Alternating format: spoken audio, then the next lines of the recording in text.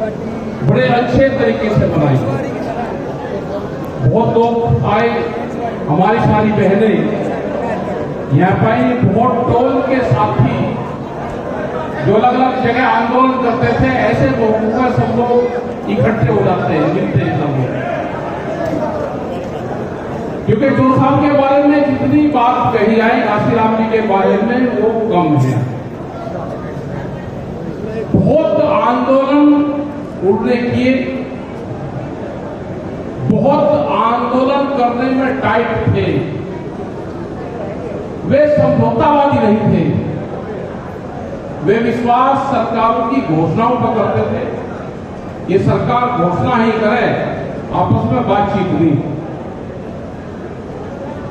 जब उनकी डेथ हुई उससे करीब 2 साल पहले वे गांव गए थे, वहां मुजफ्फरनगर में सर्दी का मौसम था। हमने कहा कि बाबा जी गर्म पानी में नहा लोगे ना? गर्म में नहीं, ठंडे में नहाऊंगा। कड़क आवाज पूरी सर्दी के मौसम में, पूरा ठंडे पानी में नहीं, मगर वे जिद्दी हैं, मानने नहीं। तो इस तरह के संघर्षशील जो लोग थे वे कम रह गए हैं। हमें उसी के तरह बढ़ना है। आने वाले टाइम पे जो सरकारों की पॉलिसी है वे बहुत खतरनाक पॉलिसी थी। पहले आंदोलन होते थे, बिजली का एक इशू होता था, कभी भाव के इशू हो गए, उसके लिए लड़ाई लड़नी, सरकार ने बुला के बातचीत कर दी। आज जो समस्या है, हर कदम कदम पे सरकारें छल कर रही है। उन्होंने छल से कोशिश नहीं, संविधान का सहारा लिया और देश पे एक किस्म से कब्जा कर लिया। ना आप देश के संविधान को मानते, ना कोर्ट को मानते, ना कचहरी को मानते, ना पुलिस प्रशासन को मानते, ना कानून को मानते, ना बाबा साहब अम्बेडकर के संविधान को मानते। 13 महीने दिल्ली का आंदोलन हुआ, कोई बातचीत हमारी नहीं हुई सरकार से। 22 जनवरी 2021 को आखिरी बार सरकार मिली थी। कोई गलत फहमी न रहे कि सरकार से बातचीत के आधार पे वहां से समझौता हुआ। समझौता एक डिजिटल हुआ, पर्चे के आदान प्रदान पर समझौता हुआ, और जो समझौता हुआ वो भी बात उन्होंने अब नहीं मानी और अलग अलग कानून लेकर आ रहे हैं। इतने बड़े आंदोलन चलने के बाद में भी मतलब अलग अलग कानून लेकर आ रहे हैं, कानून बनाए जा रहे हैं। वो चाहे भूमि छीनने का कानून हो, गांव की पट्टी जमीन, पट्टे की जमीन, जिस जमीनों पर 70 और 100 साल से लोग काबिज हैं, उन जमीनों को छीनने का कैसे प्लान बनाया जाएगा। किसान क्रेडिट कार्ड के माध्यम से आने वाले टाइम पे बैंक भी आपकी जमीनें लेंगे। जिस तरह से चावल ये हरियाणा, पंजाब, उत्तर प्रदेश, ये बहुत सी बड़ी बैंक थी जो चावल का बेचने का काम करती थी। जिस तरह के टैक्सेस लगाए, करीब 500 से 600 रुपया क्विंटल चावल के रेट कम हुए। और मंडी में जिस तरह से पोर्टल व्यवस्था करी गई, क्या कोई किसान है कि उस तरह के फार्म और वो भर दें? लेकिन सरकार डरने का, पीछे हटने का काम नहीं कर रही। इसी तरह से एक दूध की पॉलिसी आ रही है। बाहर की कंपनियों के साथ में दूध का एग्रीमेंट होगा, उन कंपनियों को यहाँ पे दूध बेचने की परमिशन दी जाएगी। अमूल जैसी कंपनी जो भारत की कंपनी है, उसने कहा कि अगर ये एग्रीमेंट होगा तो 12 रुपए लीटर, 10 से 12 रुपए पर लीटर अमूल को भारत सरकार पैसा देगी तो अमूल कंपनी बच सकती है, नहीं तो वो कंपनी भी डूबेगी। अगर अमूल जैसी कंपनी को घाटा होगा तो जो मेरे गांव में किसान महिलाएं बैठी हुई हैं, जो एक पशुपालन का बड़ा व्यापार है, जो पशु बेचने का बड़ा व्यापार है, जो दूध का एक बड़ा कारोबार में किसान जुटे हुए हैं, उनका क्या होगा। बिजली अमेंडमेंट बिल सरकार ने समझौते के बावजूद भी उस बिल को लेकर आई, देश में कोयले की कमी दिखाई, बिजली के रेट बढ़ाने का काम शुरू कर दिया। क्या एक पॉलिसी है? हर पैर धरता है तो सरकार अगर पैर रखती है तो छल कपट और कैसे इस किसान और मजदूर व्यापारियों को, दुकानदारों को कैसे खत्म किया जाए। तो इससे लगता है कि एक देश में फिर एक बड़े आंदोलन की जरूरत पड़ेगी और वो आंदोलन जो दिल्ली में आंदोलन है, इससे भी बड़ा आंदोलन होगा। वो कहां और कैसे होगा उसको रूपरेखा बनेगी। पूरे देश का किसान तैयार है एमएसपी के नाम पे, स्वामीनाथन कमेटी के नाम पे, जो इन्होंने घोषणा पत्र में कहा उससे सरकार पीछे हट रही है। वो चाहे गन्ने का भुगतान हो या फसलों के दाम का सवाल हो। अगर आपने देखे होंगे कि बिहार के बहुत किसान जो मजदूर जिनको कहते हो, लेकिन पूछते हो उनसे कि ये कहां के मंडी में काम करते हैं, मजदूर हैं। वो मजदूर नहीं, आपसे ज्यादा जमीन उनके पास में है। वो बिहार का किसान है और बाहर आके बिहार से जब बाहर जाते हैं तो मजदूर है। वो 17 साल पहले उसकी व्यवस्था खराब हुई, मंडियां 17 साल पहले वहां की खत्म करी गई। बिहार के पूरे किसान को देश में मजदूरी करने के लिए छोड़ा गया। आपकी हालात आज से 17 साल बाद में खत्म होगी। आप 17 साल बाद में मजदूर बनोगे, लेकिन जब तक मजदूरी भी नहीं रहेगी। देश के प्रधानमंत्री ने कहा कि देश की व्यवस्था 1947 में सुधरेगी। पहले दोगुनी आमदनी की बात 2022 में करते थे और अब कहा कि 47 का टारगेट है कि देश आजाद हुए थे तो 100 साल हो जाएंगे तो उसका जश्न मनाएंगे। जब तक ना किसान बचेगा, ना किसानी बचेगी, ना छोटा दुकानदार बचेगा और ना आपकी ये जमीनें बचेगी। जो मंडियां हैं, इन मंडियों को भी बेचने का काम करा जा रहा है, ये आपकी नॉलेज में होगा। ये जो खाली मंडियां हैं, इनकी 500 से और 1000 मीटर 2000 मीटर के प्लॉट, इन प्लॉटों को देने का काम किया जाएगा। मध्य प्रदेश की 182 मंडी बेचने के कगार पर निकाल ली। उत्तर प्रदेश, हरियाणा, राजस्थान, ये पूरे देश की मंडियां जमीन बेच रहे हैं।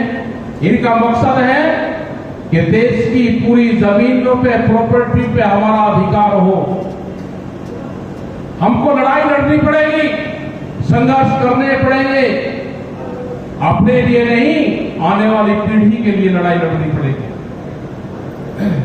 35 साल से आपने आंदोलन जेल भरोगे किए होंगे, आपने धरने प्रदर्शन किए होंगे, लेकिन उससे भी कैडी लड़ाई होगी। या तो सरकार मानेगी, नहीं तो हर जगह यात्राएं निकलेगी, मार्च निकलेंगे, पुलिस प्रशासन रोकने का काम करेगा, हमारे ट्रैक्टर और मोर्चों को तोड़ने का काम करेंगे। एक बड़ा संघर्ष देश में होगा। दिल्ली की चारों तरफ भी किल्लेबंदी करनी पड़ेगी हमको।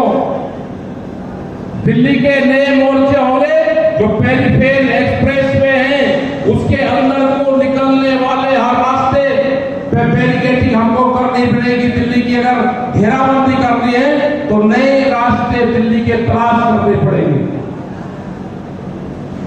पेरीफेरल और केएमपी जो दिल्ली के चारों तरफ को रिंग रोड बनी हुई है, वो एक किस्म से खाइयां हैं वो दिल्ली के मोर्चे लगाने की। उनके पूरे सर्वे हम कर रहे हैं, वहां की पूरी कमेटियां बनेगी। जहां जहां पे दिल्ली के अंदर सड़क जाती है वहां पे मोर्चे लगाने पड़ेंगे हमको।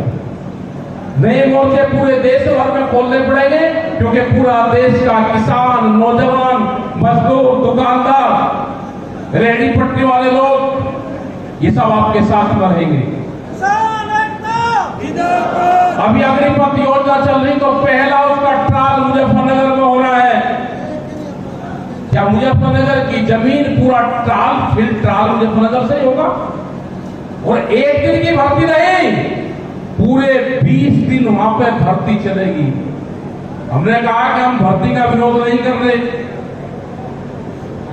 भर्ती हो, 4 साल की होगी, आप 2 साल की भी दोगे तो बेरोजगारी का नाम महात्मा गांधी वे 2 साल की भी नौकरी करेंगे। 7 से 8 और 10-10, 12-12 हजार बच्चे एक दिन में वहां बुलाएंगे। हमने उनकी तैयारी करी है कि बच्चे जुलूस आएंगे तो उनके खाने का, उनकी व्यवस्था, बहुत जगह का पूरे मुजफ्फरनगर के लोग, और वो भर्ती उसी मैदान में होगी जिस मैदान में आपकी पंचायत हुई थी। लेकिन लोगों ने वहां की तैयारी की है। कल भी वहां पे गांव से भोजन बन के गए हैं कि जब 7-8 हजार लोग बाहर से आएंगे, बच्चे आएंगे, तो उनकी व्यवस्था वहां के लोग, वहां के दुकानदार, वहां के व्यापारी, वहां के किसान, वे सब कर रहे हैं। लेकिन एक आंदोलन होगा। हमारी बहनें कह रही थी कि आंदोलन शुरू करो, घर में मन नहीं लगता। तो बिल्कुल ठीक बात है, ये आपकी नहीं, हमारे जो बापे हैं जिन्होंने भंडारे चलाए, जिन्होंने लंगर चलाए वहां पे, वे बापे जी कहते हैं कि आंदोलन शुरू कर लो, जी नहीं लगता। तो जब देश की आवाज ये हो जाती है, जब देश की महिलाएं क्रांतिकारी हो जाएगी, देश के संत महात्मा आंदोलन के बिगुल बजाएंगे, तो देश में आंदोलन तो होगा। मुसीबत बहुत आने वाली है, सीट भी लाएगा, बीच कानून। अभी तो पुलिस स्टेशन बिजली के खुले हैं, महिलाओं के खुले हैं, वैसे थाने खुले हैं, अभी एक बीच के थाने खुलेंगे। किस किसान ने अपने खेत में क्या बोआ, कंपनी के लोग बताएंगे कि इसने मेरा बीज चुरा के बोया है। किसान के खिलाफ मुकदमा और जुर्माना दोनों होगा, उसमें सजा और जुर्माना दोनों है, जो बीज कानून आने वाला है। तो क्या किसान बच जाएगा? किसान को संघर्ष के रास्ते पर जाना होगा। अभी पशुओं में जो लिम्पी जो बीमारी चली, ये ऐसा लगता है कि दूध का व्यापार करने के लिए ये बीमारी एक वायरस की तरह छोड़ दी गई है। जैसे खरपतवार को खत्म करने के लिए उसके अलग अलग खरपतवार की अलग अलग दवाइयां हैं, ऐसे ही गाय को खत्म करने के लिए ये एक वायरस था जो गाय में ही गया है, और हमारी लाखों गाय मारी गई। जिस गाय के नाम पे ये चुन के आए हैं, वे गाय सड़कों पर पड़ी हुई है, उस बीमारी का कोई इलाज नहीं है। तो क्या ये तो नहीं है सरकार की पॉलिसी कि देश में दूध की कम पैदावार हो और हम बाहर की कंपनियों को दूध का एग्रीमेंट करें? ये भी लगता है। एक गांव जहां पे चित्ते लेकर आए, 8 दिन तक किसी प्रेस के लोगों को दूसरा कोई रास्ता नहीं पाया, लेकिन प्रेस की भी मजबूरी है, जो उसमें बोलने वाले हैं वे नौकरी पे हैं, लेकिन उन चैनल का मालिक तो कोई और है। और जब तक इन आप चैनलों को जो किसान को नहीं दिखा सकते, ये अभियान भी चलाओ, जो हमको नहीं दिखा सकते, जो किसान की प्रॉब्लम को नहीं दिखा सकते, उन चैनलों का भी बहिष्कार कर लो। हम पूरा दिन घर पर चैनल चलते हैं, इस पे ये सीरियल चल रहा है, ये चल रहे हैं, जब हमारे नाम की कोई खबर ही नहीं, इनको को कटवाने का भी काम कर लो। थोड़े दिन इनको अगर बंद हो जाएंगे, ये आर्थिक रूप से मारने पड़ेंगे, आर्थिक रूप से। हमको खर्चे कम करके ही आमदनी हमारी बढ़ेगी। जब तक हम अपने खर्चे कम नहीं करेंगे तो हमारी आमदनी नहीं बढ़ेगी। कोल्ड ड्रिंक पीने का हम काम करते हैं, क्या किसी कंपनी की है? क्या आप उसके मालिक को जानते हो? अगर नहीं जानते तो क्या उसमें पड़ा हुआ है, किस पेड़ पौधे किस फसल से वो बढ़ रहे हैं, आप उसको जानते हो? लेकिन नहीं जानते, फिर भी उसका इस्तेमाल है। अगर आप दूध का इस्तेमाल करोगे तो दूध के किसान की आमदनी बढ़ेगी, उस गांव में बैठे मजदूर और हमारी बहनों की आमदनी बढ़ेगी। और कोल्ड ड्रिंक का इस्तेमाल करोगे तो अमेरिका में बैठे हुए कंपनी की आमदनी बढ़ेगी। इन चीजों पर खास करके जो किसान संगठन के लोग हैं, क्योंकि जब घासीराम जी टिकैत साहब थे, इनके खिलाफ जब दंगल ड्राफ्ट आया, उस टाइम पे ये बैन हुआ था कि हम कोल्ड ड्रिंक इनका बहिष्कार करेंगे। हमने तो 22 साल से नहीं पी, लेकिन हम आज भी किसी के घर पर जाते हैं तो कोल्ड ड्रिंक सबसे पहले आती है। आप या तो दूध पिलाने का काम करो, या छाछ पिलाने का काम करो, या नींबू पानी दे दो, लेकिन इन चीजों से थोड़ा थोड़ा पीछे हटने का काम करोगे तो कंपनियों की कमर टूटेगी, तो ये गांव आबाद होंगे। आप फल फ्रूट दे दो, आप दूध दे दो, लस्सी दे दो, नींबू पानी दे दो, इन चीजों का आप काम करें। आपस के झगड़े हमको कम करने पड़ेंगे, उनके फैसले करवाने पड़ेंगे, उससे भी आमदनी कम होगी। और जिस घर में वकील और हकीम घुस जाता है, जिस घर में वकील और हकीम का आना जाना हो जाएगा, उस घर का भी नाश होगा। वकील का मतलब है मुकदमे और हकीम का मतलब है बीमारी। तो इन सब चीजों से भी आपको दूर रहना होगा। हमको खान पीन हमारे ठीक नहीं रहेगा। हम अनाज खाने पर तो एक ही चीज पाएंगे कि गेहूं का इस्तेमाल करते हैं। आप उसके साथ में बाजरा, मक्का, चना, जौ, जवार, इन चीजों का भी इस्तेमाल अपने खाने में करो, तो बाजरे के किसान और चने के किसान की भी आमदनी बढ़ेगी। लेकिन अब जब उसको खाओगे ही नहीं तो आमदनी कैसे बढ़ेगी? आप फल फ्रूट का इस्तेमाल करोगे तो हमारे किन्नू के किसान को भी फायदा होगा, उसका अगर जूस पियोगे तो उसकी भी आमदनी बढ़ेगी।